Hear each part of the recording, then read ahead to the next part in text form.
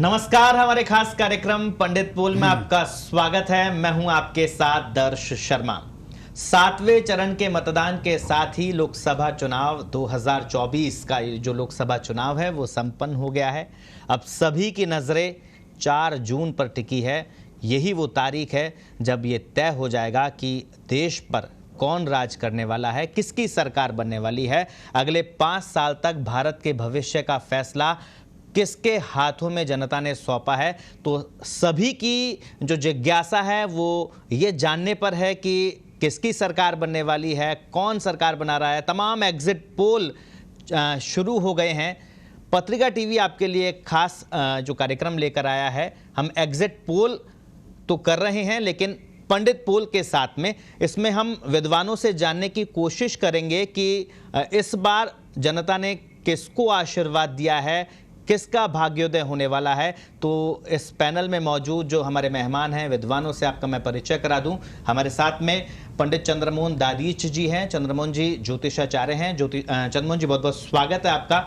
हमारे साथ में दूसरे मेहमान हैं सुधाकर पुरोहित जी। सुधाकर जी अंक ज्योतिष के बारे में अच्छी पकड़ रखते हैं। अंक ज्योतिष के हिसाब से किसकी सरकार बनने वाली है ये सुधाकर जी बताने वाले हैं। और तीसरे जो मेहमान हैं हमारे साथ में doctor Deepti Sharma, tarot card reader हैं।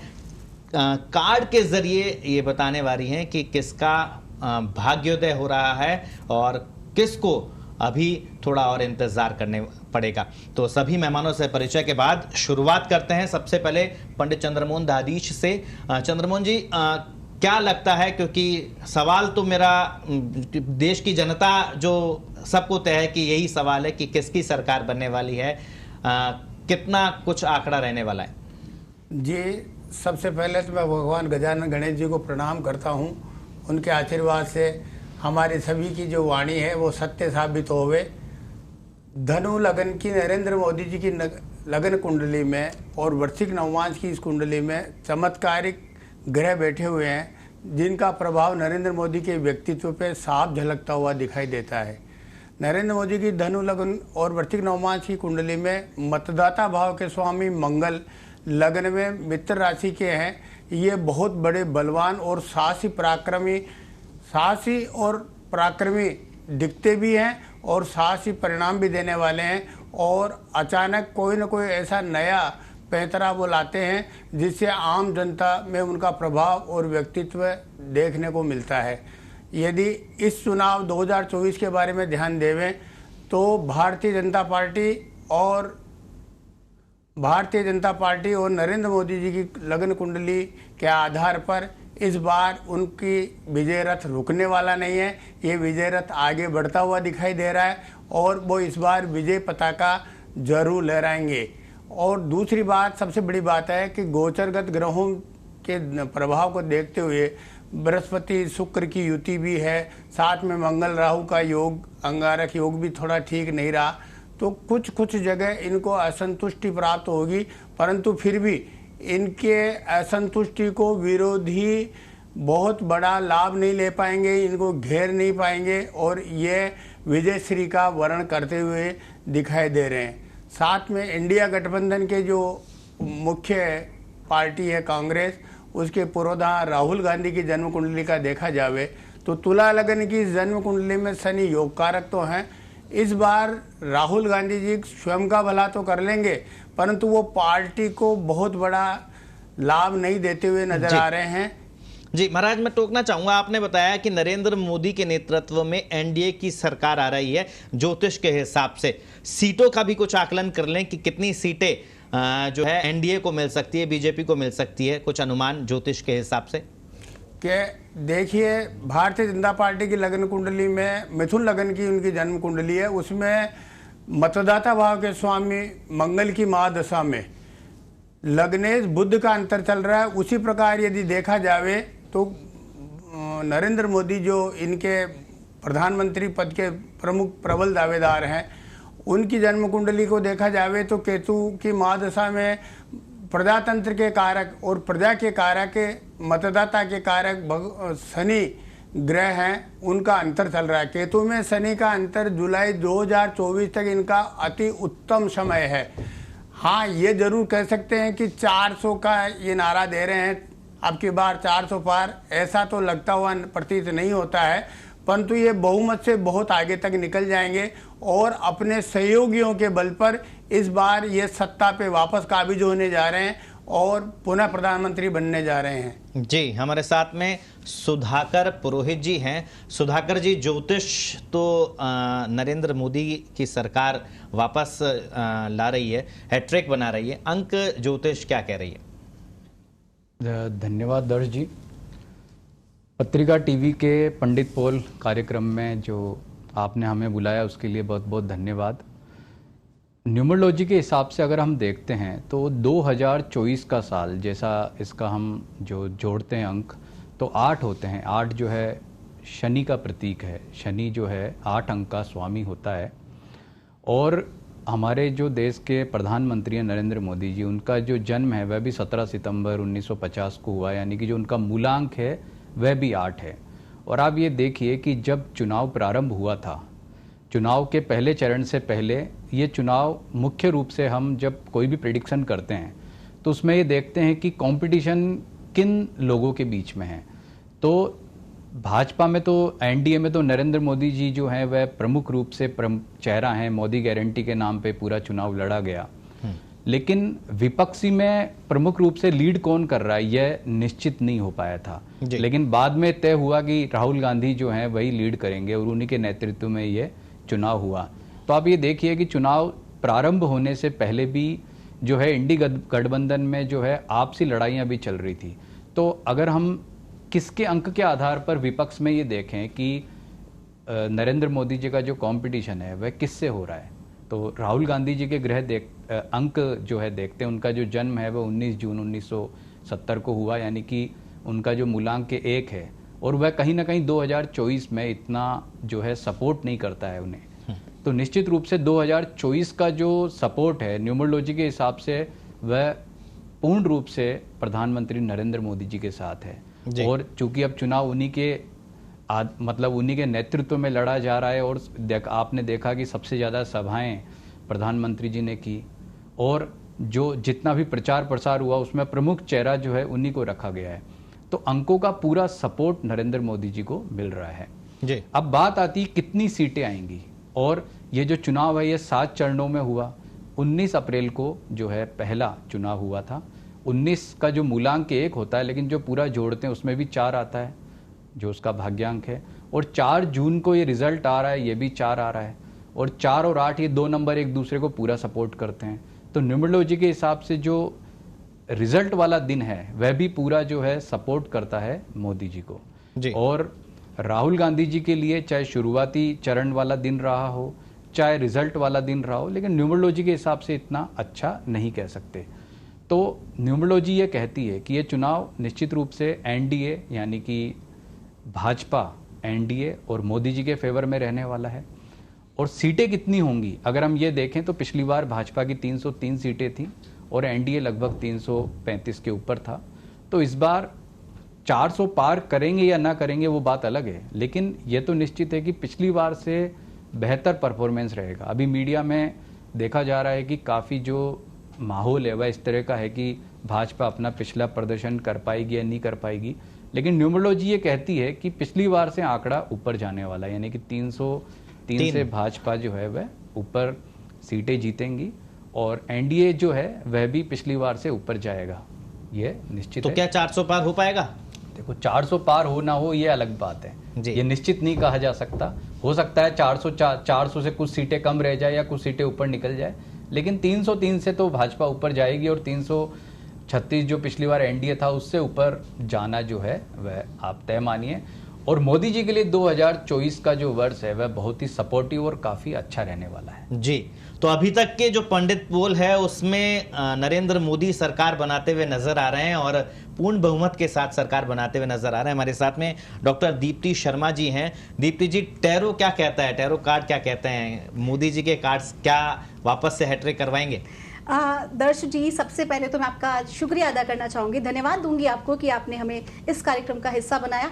लेकिन कार्यक्रम चूंकि हम आरंभ कर रहे हैं और आगे बढ़ा रहे हैं, तो आपको एक विशेष बात जरूर कहना चाहूंगी कि हम सभी अपनी विद्याओं के द्वारा जो हमें संभावनाएं आ रही हैं, जो प्रेडिक्शंस, इसको एग्जैक्ट प्रेडिक्शंस हम नहीं कहेंगे, लेकिन हाँ, हम इस चीज पर बातचीत कर रहे हैं जो संभावनाएं हमें बनती नजर आ रही हैं। तो अगर मैं टैरेट के हिसाब से बात करती हूँ और खास तौर पर नरेंद्र मोदी जी की बात करती हूँ, तो यहाँ पर जो मेरे सामने कार्ड्स हैं वो क्या कह रहे हैं कि सबसे पहला कार्ड जो है ना 5 ऑफ कप्स का कार्ड है, यानी कि इतना आसान नहीं रहा इमोशनली भी, और कई तरह से उनके कुछ डिसीजंस ऐसे रहे जिनकी वजह से एनर्जीज उनकी बहुत ज्यादा ड्रेन रही पास्ट में।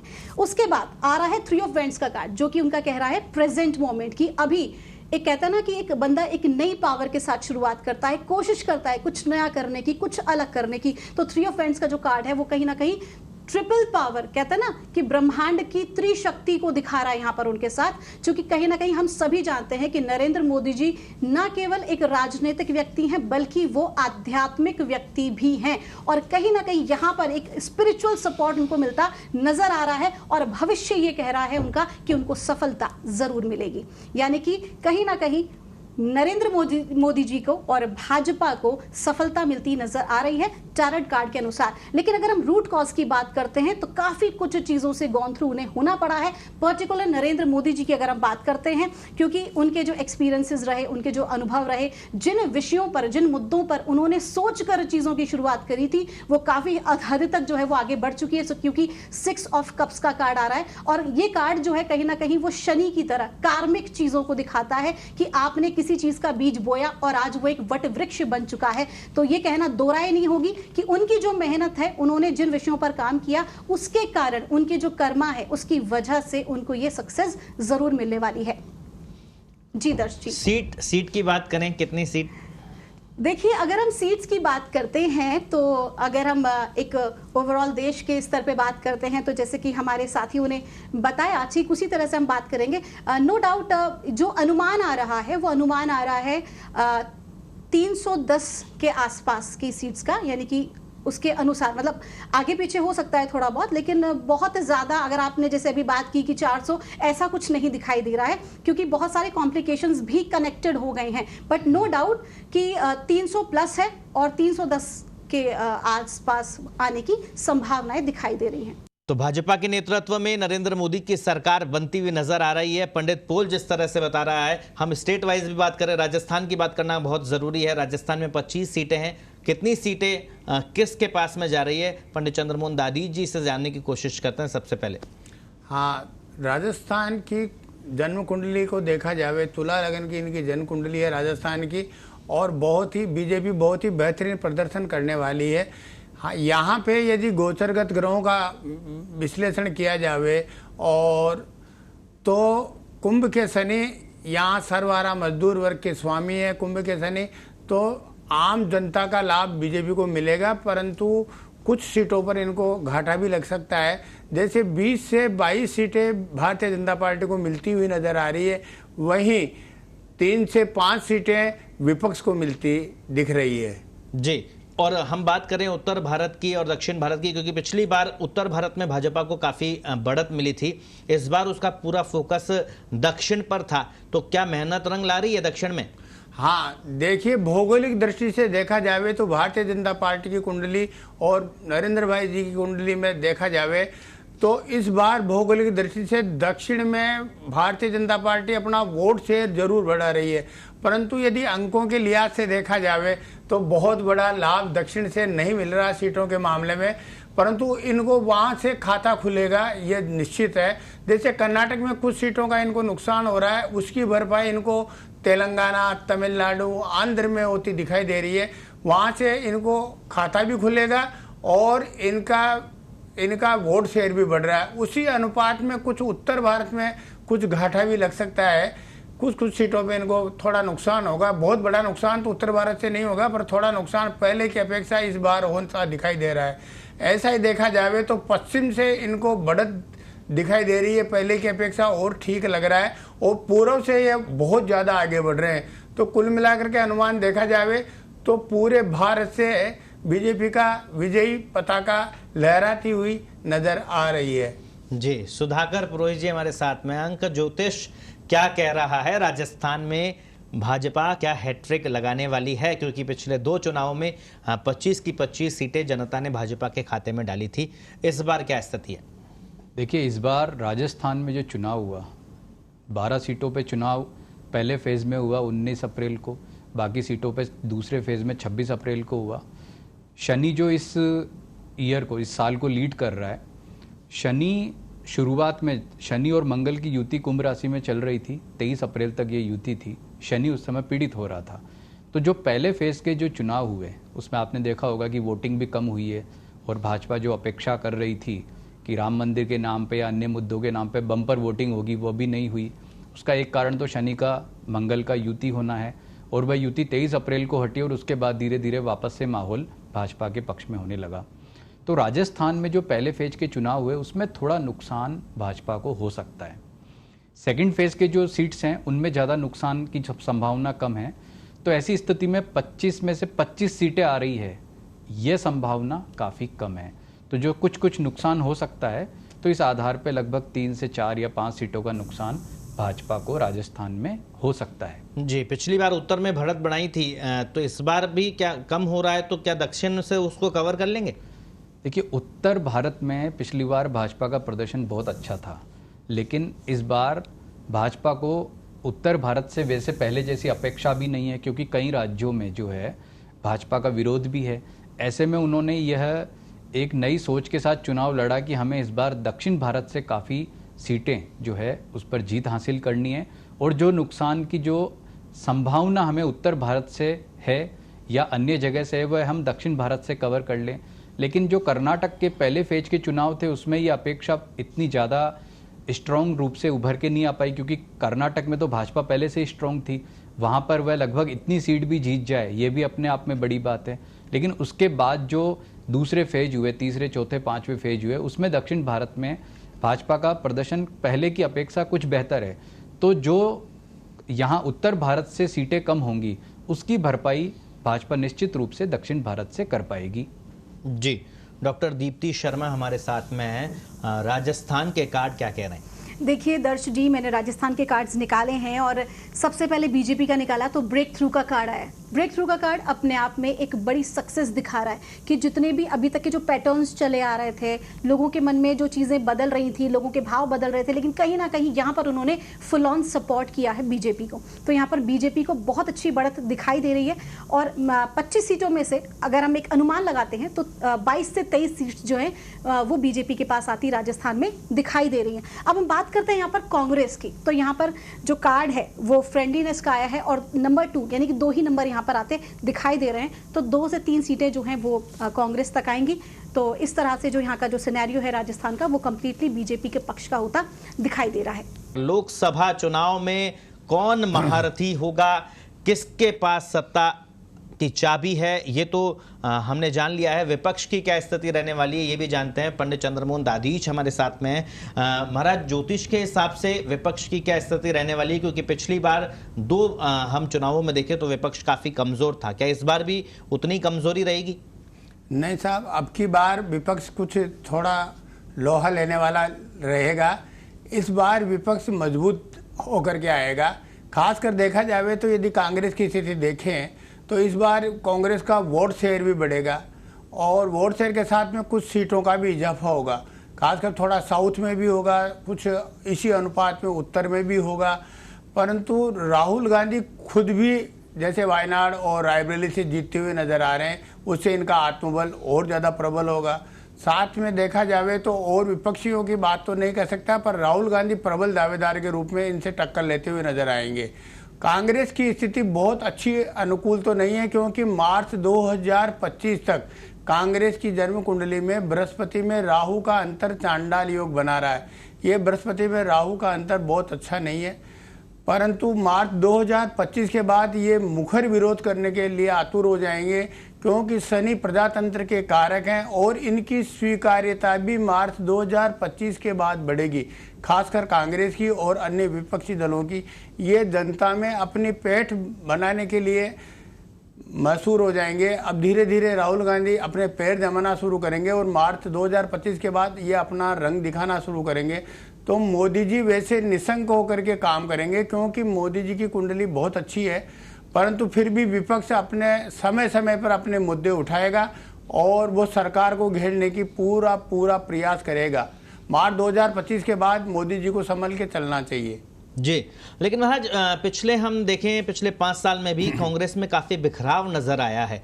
क्या इस बार विपक्ष का नेतृत्व कांग्रेस करती नजर आएगी, या फिर आम आदमी पार्टी भी जिस तरह से तेजी से आगे बढ़ रही है, पश्चिम बंगाल में ममता बनर्जी की भी स्थिति है, क्या विपक्ष का नेतृत्व कांग्रेस के पास रहेगा या फिर किसी और के पास में रहने वाला है? नहीं, और अन्य विपक्षी पार्टियों का इसमें कोई बहुत बड़ा वजूद दिखता हुआ नजर नहीं आ रहा है। धीरे धीरे सब अब पलायन की ओर ही लग रहे हैं। बहुत क्षेत्रीय दल जरूर अपने अपने क्षेत्र में काम करेंगे, पर राष्ट्रीय स्तर पर भारतीय राष्ट्रीय कांग्रेस मार्च 2025 के बाद जरूर अपनी अच्छी स्थिति परफॉर्मेंस दिखाएगी, इसमें कोई संशय वाली बात नहीं है। जी, हमारे साथ में सुधाकर पुरोहित जी हैं। सुधाकर जी, अंक ज्योतिष क्या कहती है विपक्ष को लेके? देखिए, अंक ज्योतिष ये कहता है कि कांग्रेस आज़ादी के बाद पहली बार सबसे कम सीटों पर चुनाव लड़ रही है। लगभग 328 लोकसभा सीटों पर चुनाव लड़ रही है। तो एक तरह से उन्होंने अब की बार ये ऐसा इसलिए किया कि उनका जो वोट शेयर है वह बिखरे नहीं, यानी कि जो उनके परमानेंट वोट हैं वो एक जगह उन्हें मिलें। तो इसका बहुत ज़्यादा लाभ कांग्रेस को मिलेगा ऐसा नहीं कहा जा सकता है। कुछ लाभ मिल सकता है, पिछली बार उनकी लगभग 50 के ऊपर कुछ सीटें थी, 52-54 के आसपास, तो हो सकता है कि कुछ सीटों का सुधार हो जाए, लेकिन बहुत बड़ा लाभ होता दिखाई नहीं दे रहा है, क्योंकि पश्चिम बंगाल में जो तृणमूल कांग्रेस है उसका जो परफॉर्मेंस है, या यूपी में जो सपा है उसका परफॉर्मेंस है वह, या जो बिहार है लालू यादव की जो पार्टी है राजद, उसका जो परफॉर्मेंस है, ये कोई बहुत ज़्यादा अच्छे हो जाएं ऐसा नहीं है। और पहले भी जब जब कांग्रेस ने ऐसे गठबंधन किए हैं, कुछ राज्यों के चुनाव की बात करें तो इस गठबंधन से बहुत ज़्यादा लाभ उसे मिल रहा हो ऐसा नहीं है। दिल्ली में भी अगर बात करें तो आपके साथ उसका समझौता है, और आपके समझौते का लाभ जो है उसे कुछ जो है विश्लेषक ये कह रहे हैं कि काफ़ी अच्छा लाभ मिल सकता है। हो सकता है कि दिल्ली में पिछली बार तो 0 सीट जीती थी कांग्रेस या आपने, हो सकता है इस बार कुछ 1 या 2 सीट जीत जाएं, लेकिन उससे इनकी संख्या में बहुत ज़्यादा इजाफा हो जाए ऐसा नहीं है। अभी भी कांग्रेस जो पिछली बार जो ये लोकसभा रही, इसमें भी विपक्षी पार्टी का जो ओहदा है वह प्राप्त नहीं कर पाई थी, और इस बार भी वह ओहदा प्राप्त कर पाए वह डाउटफुल है, क्योंकि जो राहुल गांधी के अंक है वो सपोर्ट नहीं कर रहे हैं और चुनाव उन्होंने पूरा लीड किया है। तो कांग्रेस कोई बहुत ज़्यादा बेहतर प्रदर्शन कर पाएगी ऐसा नहीं है। हाँ, मामूली कुछ सुधार की संभावना है कि पहले मान लीजिए कि उनकी 52-54 सीट्स हैं तो अब थोड़ी 60 के आसपास आ जाएं, लेकिन वो 100 क्रॉस करेंगे ये संभावना तो बिल्कुल नगण्य है। तो कुल मिलाकर विपक्ष इस बार भी कमजोर रहने वाला है। बिल्कुल, विपक्ष जो है इस बार भी बहुत स्ट्रांग नहीं है, पहले की जैसे ही कमजोर रहेगा। जी, दीप्ति जी, टैरो कार्ड क्या कह रहे हैं? दर्श जी, टैरेट कार्ड अभी हम निकालते हैं और जानते हैं कि विपक्ष की स्थिति क्या रहने वाली है। और यहाँ हमें कहा जा रहा है, देखिए कार्ड्स जो है ना वो सब कुछ साफ अपने आप बता दे रहे हैं। ठीक है, फ्रेंडलीनेस का कार्ड आया है, स्वाभाविक सी बात है, कहीं ना कहीं जो गठबंधन की स्थिति बन रही है उस पर ये लोग मिलकर काम करके कुछ अपनी एक कहते हैं ना अच्छी प्रतिष्ठा पाने के प्रयास कर रहे हैं, कुछ बेहतर करने का प्रयास कर रहे हैं। और नो डाउट साथ मिलकर कुछ करने का जो ये प्रयास हो रहा है इसमें उनको थोड़ी बहुत सफलता मिल सकती है। मैं यहाँ थोड़ी बहुत कह रही हूँ, लेकिन हो क्या रहा है, चूंकि माइजर का कार्ड भी साथ है। माइजर का कार्ड क्या बता रहा है ना कि कुर्सी का लालच, सत्ता का लालच। होता क्या है, एक होता है एज अ टीम एक दूसरे को सपोर्ट करना, फुली सपोर्ट करना। तो यहाँ पर as a team fully support नहीं किया जा रहा, बल्कि अंदर ही अंदर एक दूसरे को खींचकर गिराया जा रहा है। तो ये बहुत ही बड़ा संघर्ष रहने वाला है विपक्ष के लिए, उस पद को प्राप्त करना जिसके लिए इन्होंने गठबंधन किया है, जिसके लिए इन्होंने आपस में मिलकर कुछ सत्ता को पाने का प्रयास किया है। तो ऐसा होता दिख नहीं रहा है, क्योंकि माइजर की चीज जो है ना, आप खुद देख सकते हैं किस तरह का उनका जो चेहरा है, एक्सप्रेशंस है, कहीं ना कहीं भौतिकता की ओर, कुर्सी की ओर, केवल वो लालच जो है ना वही एक दूसरे की टांग को खींचने में लगा हुआ है। और कहीं ना कहीं जो भविष्य इनका कह रहा है वो एक कई प्रकार की कंडीशंस में बंधा हुआ नजर आ रहा है। हो सकता है अपने आप में पावरफुल हो, लेकिन परिस्थिति साथ नहीं देने वाली है। तो अगर मैं ये कहूं कि जो रूट कॉज है वो आ रहा है, गिल्ट का कार्ड आ रहा है, तो सीधा सीधा है कि विपक्ष कमजोर ही रहेगा। जितने प्रयास करेगा, जो भी कुछ करेगा, क्योंकि टीम मजबूत नहीं है, साथी मजबूत नहीं है, साथी आगे बढ़ने नहीं देंगे, तो ये हारता हुआ साफ नजर आ रहा है। और अगर मैं बात करती हूँ यहाँ पर दिल्ली की, अगर हम बात करते हैं, चूंकि 60 सीटों पर वहां पर हुआ है, तो कम से कम 5 के आसपास की जो सीटें हैं वो भाजपा के पक्ष में आती दिख रही हैं। एक सीट जो है वो आप पार्टी को मिल सकती है, आम आदमी पार्टी को, बाकी एक सीट अन्य तक जा सकती है। लेकिन ऐसे मैं कहूं कि बहुत कुछ प्राप्त हो जाएगा तो ऐसा संभव नहीं है। विपक्ष हारेगा और जो उनकी कहते हैं ना प्रयास जो हैं वो विफल ही रहेंगे। तो देश के सबसे बड़े सूबे की बात करें, उत्तर प्रदेश की 80 सीटें हैं, क्या वहां पर क्या स्थिति रहने वाली है? देखिए, अगर हम बात करते हैं उत्तर प्रदेश की, तो उत्तर प्रदेश की लोकसभा चुनाव के जो नतीजे हैं उसके लिए हमारे पास जो गाइडेंस आ रही है, देखिए यहां पर भी जो है क्लियर सी बात है, चूंकि मास्टर का कार्ड है, मास्टर मींस गुरु, और वहां पर जो गुरु हैं उनको तो हम कह सकते हैं हमारे योगी आदित्यनाथ जी।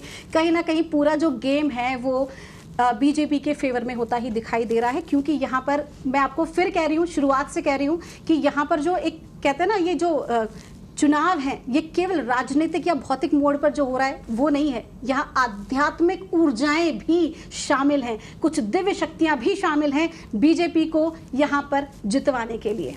तो कुल मिला के अगर मैं यूं कहूं कि ना केवल हमारे देश का बल्कि पूरे ब्रह्मांड की शक्तियों का साथ है यहाँ पर बीजेपी के साथ इस बार। जी, तो जिस तरह से आरोप लगा रहे थे प्रधानमंत्री नरेंद्र मोदी और अमित शाह लगातार रैलियों में कि चुनाव के बाद में जो इंडिया गठबंधन बनाया ये पूरी तरह से बिखर जाएगा, क्या वो सच हो रहा है? जी बिल्कुल, ये सच होता दिखाई दे रहा है। बिल्कुल बिखरेगा। क्यों बिखरेगा? क्योंकि उसका जो रूट कॉज है ना वो लालच है, वो सत्ता का लालच है। वो एक दूसरे को ग्रो कराना नहीं है। एक दूसरे को ग्रो कराना होता तो जरूर कुछ ना कुछ बेहतर होता, लेकिन ऐसा होता दिखाई नहीं दे रहा है। जी, पंडित पोल ये कह रहा है कि बहुमत की सरकार बन रही है, प्रधानमंत्री नरेंद्र मोदी बन रहे हैं, विपक्ष की स्थिति कमजोर रहने वाली है, लेकिन पूरी तस्वीर 4 जून को ही साफ होगी जब मतगणना होगी और दोपहर बाद ये तय हो जाएगा कि देश की जनता ने किसको चुना है। लेकिन जिस तरह से समीकरण बन रहे हैं, अभी तक का जो एनालिसिस सामने आया है, उसके बाद आगे की स्थिति पर भी बात करें, क्योंकि सब लोग ये जानना चाह रहे हैं। चंद्रमोहन दारीच जी हमारे साथ में हैं। चंद्रमोहन जी, क्या लगता है, क्योंकि प्रधानमंत्री नरेंद्र मोदी 2014 के से लेकर 2024 तक का उनके जो कार्यकाल है उसका हम विश्लेषण करें तो हर फैसले उनके चौंकाने वाले होते हैं, वो चाहे वो केंद्र में हो या फिर राज्यों में सरकार बनाने को लेकर। इस बार मंत्रिमंडल की भी स्थिति भी बात करें, किस तरह का मंत्रिमंडल रहने वाला है? हाँ, ये इस बार भी होने वाला है दर्जी, क्योंकि इनकी कुंडली ही ऐसी है। ये साहसी व्यक्ति हैं। पहली बात तो जो मंगल ग्रह है लग्न में मित्र राशि के, वो बहुत बड़ी ऊर्जा देने वाले, साहसी और पराक्रमी बनाते हैं इनको। और ऐसे फैसले जो तत्काल होते हैं, इनको चौंकाने वाले फैसले ये मंगल ही दिलाता है। और इनमें साहस और पराक्रम, ऊर्जा, यह अकेला मंगल, लग्न का मंगल बहुत बलवान होता है और वो भी मित्र राशि का है। फिर एक सबसे बड़ी इनकी विशेषता है इसकी कुंडली की, दशम में शनि है और उस पर राहु की पूर्ण दृष्टि है। यह भी एक चौंकाने वाला फैसला देने वाला है। और ज्ञान, विज्ञान, शिक्षा के कारक ग्रह वो देवगुरु बृहस्पति हैं, उनसे उनकी चंद्रमा की युति एक तरह से गजकेसरी योग बना रही है। दूसरी सबसे बड़ी बात, इनका नवमांश वृश्चिक का है। वृश्चिक नवमांश के कारक ग्रह देवगुरु बृहस्पति है। बृहस्पति ज्ञान, विज्ञान, शिक्षा के कारक ग्रह, जो भी ये चौंकाने वाले परिणाम देते हैं वो सकारात्मकता में चले जाते हैं। ये एक सबसे बढ़िया बात है। और इस बार ये ऐसे ही चौंकाने वाले परिणाम देंगे और आम जनता को लाभ पहुंचाने वाले, जनता में इनकी और अधिक ख्याति फैलाने वाले इनके परिणाम आएंगे। और ये जनता की सेवा बहुत ही मन से और देवगुरु बृहस्पति की कृपा से, ज्ञान से, विज्ञान से और शिक्षा के क्षेत्र में यह आमूल चूल परिवर्तन करके देश में एक विकास की गंगा बहाने वाले हैं। जी, हमारे साथ में सुधाकर जी। सुधाकर जी, अंक ज्योतिष के हिसाब से किस तरह का मंत्रिमंडल रहने वाला है? देखिए, 2024 का जो वर्ष है शनि का वर्ष है, और शनि जो ग्रह लोकतंत्र का कारक भी होता है ये, यानी कि जनता द्वारा जो नेता चुने जाएंगे उन्हें आधार दिया जाएगा। जैसा हम देखते हैं कि मोदी जी जो 2014 में 19 में हुआ कि जो है जीत के तो सांसद कोई और आता है, मंत्री किसी भी बना दिया जाता है। तो इस बार आप ये तय मानिए कि ऐसा नहीं होने वाला है। जो लोकप्रिय नेता हैं, जो अपने अपने क्षेत्र में लोकप्रिय और अच्छे जो संख्या में वोटों से जीत करके आए हैं, या जो भाजपा के बड़े नेता हैं, ऐसा कई बार अभी भी बोला जाता है कि कई बड़े नेता है उनको अगली बार मौका नहीं मिलेगा, लेकिन 2024 में ऐसा अपेक्षित नहीं है। हालांकि मंत्रिमंडल बनाना ये प्रधानमंत्री का जो है विशेष अधिकार होता है, लेकिन इसमें कई तथ्य देखे जाते हैं। और ये जो वर्ष है, चूँकि शनि का वर्ष है और शनि इस वर्ष को लीड भी कर रहा है, क्योंकि अपनी खुद की राशि में शनि इस समय गोचर कर रहा है और 29 जून को वक्री होगा। वक्री होने से पहले यानी कि ये जो सरकार बनेगी उस समय शनि मार्गी ही रहेगा और उदय भी है और कुंभ राशि में स्ट्रांग भी है। तो ऐसी स्थिति में जो जनता के अच्छे वोटों से जीत करके आए हैं, ऐसे नेताओं को मौका मिलेगा। और जो पहले से ही बहुत स्ट्रांग हैं भाजपा में, चाहे वह एंटी मोदी ग्रुप से आते हों, चाहे वह किसी भी ग्रुप से आते हों, ऐसे लोग भी जो है उन्हें भी मंत्रिमंडल में शामिल किया जाएगा। कहने का मतलब बहुत चौंकाने वाला मंत्रिमंडल नहीं होगा, अपेक्षित होगा। इस बार आपने ये भी देखा है कि बहुत ज़्यादा संख्या में नए कई टिकट काटे गए। तो आपने ये भी देखा कि जो टिकट काटे गए वह जो फैसला है कहीं ना कहीं वह इतना अच्छा नहीं रहा है। पार्टी को बाद में ऐसा अनुभव भी हुआ कि उनके जो टिकट काटने की जो रणनीति है वह इतनी अच्छी नहीं है। यानी कि जो आप शनि जो चाहता है, जैसा फल चाहता है, उसके विपरीत गए तो उसका नुकसान हुआ है। इसलिए मंत्रिमंडल में बहुत ज़्यादा इस तरह का एक्सपेरिमेंट किया जाएगा ऐसा नहीं लगता है। जी, दीप्ति जी, टैरो क्या कह रहा है? दर्श जी, टैरेट में मैंने निकाला है तो सबसे पहली और एक बहुत महत्वपूर्ण बात मैं आपको बताना चाहूँगी कि अब की बार कुछ विशेष होने जा रहा है, कुछ ऐसा होने जा रहा है जिसकी किसी ने कल्पना भी नहीं की थी। हो सकता है कि अचानक, कहते हैं ना, लास्ट मोमेंट पर आकर चीज़ों का बदल जाना, ठीक है। तो प्रधानमंत्री पद के लिए और सेंटर में एक मुख्य भूमिका के लिए एक ऐसे नेता को लिया जा सकता है, या कुछ ऐसा कहते हैं ना, एक कुछ मिराकुलसली कुछ संभव होता दिखाई दे रहा है कि कहीं ना कहीं अभी तक जिन्होंने बहुत अच्छा प्रदर्शन किया है, जो ऑलरेडी, जैसे एक उदाहरण दूंगी मैं यहाँ पर, एक एग्जाम्पल दे रही हूँ, जैसे कि योगी जी, जैसा उन्होंने कार्य किया, जो भी चीज़ें उन्होंने की, तो हो सकता है कि केंद्र में अब की बार उन्हें कुछ विशेष पद दिया जाए। काफ़ी कुछ कंप्लीट कर रहे हैं वो, काफ़ी कुछ बेटर कर रहे हैं, और उनके साथ साथ ही ऐसे लोग जो कि बहुत अनुभवी हैं, जिन्होंने पार्टी का साथ दिया है अभी तक, जो कि ऑनेस्टी के साथ, यहाँ मैं विशेष बात कर रही हूँ, हर बार कर रही हूँ, आपके हर एक सेगमेंट में मैं बार बार ये कह रही हूँ कि इस पूरे मुद्दे पर आध्यात्मिक ऊर्जा विशेष तौर पर काम कर रही है। और ऐसे लोग, ऐसे यहाँ पर जो लोग हैं जिन्होंने की बहुत मेहनत करी है, मोदी जी के विजन पर जिन्होंने काम किया है, भाजपा के विजन पर जिन्होंने काम किया है, उनको जो है विशेष पद दिए जा सकते हैं। और इस विशेष पद के अंदर बहुत कुछ जो रणनीति है वो मोदी जी की और उनकी टीम की रणनीति होगी, और वो पहले से ही डिसाइडेड हो चुका है। तो कहीं ना कहीं जो ड्रीम उनका है चीज़ों को पूरा करने का, उसके ऊपर पूरी प्लानिंग हो चुकी है, और ऐसे चेहरे सामने आने वाले हैं जिनको देखकर जनता खुश होगी और इमोशनली कनेक्टेड होगी। तो आपने कहा योगी आदित्यनाथ की जिम्मेदारी और भूमिका बदल सकती है। जी बिल्कुल, और बढ़ सकती है। जी, तो उत्तर प्रदेश में फिर कौन होगा? देखिए, ऐसा है, इस विषय पर अभी बात करना जो है ये मुनासिब नहीं है, लेकिन हाँ ये ज़रूर है कि वहाँ पर योगी जी की जो भूमिका है, मैं ये नहीं कह रही कि वो प्रधानमंत्री ही बनने जा रहे हैं, मैं कोई ऐसी प्रेडिक्शन नहीं कर रही यहाँ पर, लेकिन हाँ उनका जो एक कहते हैं ना भूमिका जो है वो बढ़ने वाली है। क्योंकि कहीं ना कहीं जैसे कहा जाता है, टेस्ट लिया जाता है, हर एक व्यक्ति को चेक किया जाता है कि कौन व्यक्ति किस पद के लिए बेटर है। तो कहीं ना कहीं काफ़ी समय से एक टेस्ट भी चल रहा है, और मोदी जी के भीतर उनके जो उनकी जो स्पिरिचुअल एनर्जी है, उनकी जो इनर लाइफ फोर्स एनर्जी है, वो काफ़ी कुछ बदलाव और चौंकाने वाली कुछ चीज़ों को करने को इशारा करती दिखाई दे रही है। तो कुछ विशेष मिलेगा। जी, चंद्रमोहन दादी जी हमारे साथ में। महाराज, भारत की कुंडली क्या कह रही है? भारत, क्योंकि 10 साल मोदी जी ने भारत में शासन किया, और आप जिस तरह से प्रेडिक्ट कर रहे हैं कि अगले 5 साल भी वही रहने वाले हैं, और प्रधानमंत्री भी लगातार रैलियों में ये कह रहे थे कि 100 दिन में कुछ बड़ा करेंगे। भारत का भविष्य कैसा दिख रहा है ज्योतिष के हिसाब से? भारत का भविष्य बहुत ही उज्जवल दिखाई दे रहा है।